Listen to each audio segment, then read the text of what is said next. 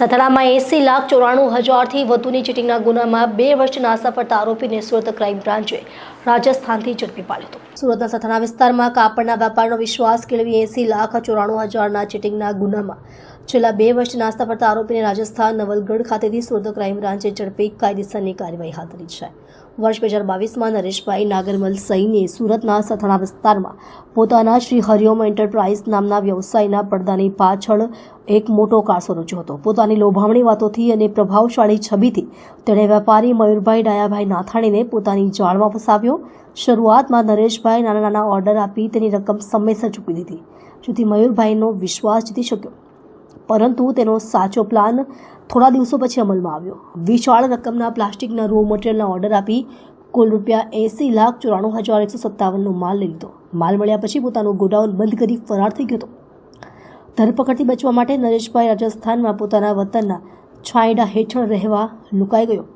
ઝાલાવાડથી ધરપકડ સુધીનું મિશન મોટા કૌભાંડમાં ફસાયેલા નરેશભાઈને પકડી પાડવા માટે ક્રાઇમ બ્રાન્ચે ટેકનિકલ સર્વેલન્સ અને હ્યુમન ઇન્ટેલિજન્સનો ઉપયોગ કરી ટીમ નવલગઢ પહોંચી, જ્યાં નરેશભાઈ મળી આવ્યો હતો. નરેશભાઈને પૂછપરછ માટે સુરત લાવવામાં આવ્યો, જ્યાં તેણે પોતાના ગુનાની કબૂલાત કરી. તેની ઉપર આઈપીસી કલમ 420 હેઠળ કેસ દાખલ કરવામાં આવ્યો અને લૂંટેલા માલના ટ્રેસ માટે વધુ તપાસ શરૂ કરવામાં આવી. મહેસાણા પોલીસ સ્ટેશનમાં 2 વર્ષ અગાઉ 80,94,000 રૂપિયાનો ચીટિંગનો ગુનો દાખલ કરવામાં આવેલ. જે ગુનાના ભાગતા પડતા આરોપી નરેશ નાગરમલ સૈનની ઉંમર વર્ષ 36, જેઓનું નાસ્તા પત્રનું 70 મુજબનું વોરંટ નીકળેલું હતું.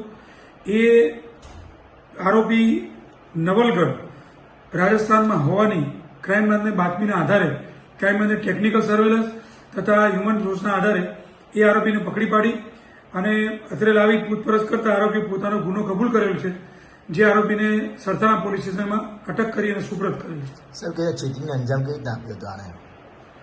નવલગઢ ખાતે જે અમને ખાનગી બાતમી મળેલી એમાં ક્રાઇમ બ્રાન્ચની ટીમ જઈ વોચ ગોઠવી અને આ આરોપીને પકડી પાડવામાં આવેલ છે. શું ગુનો શું આચરણ હતો સાહેબ?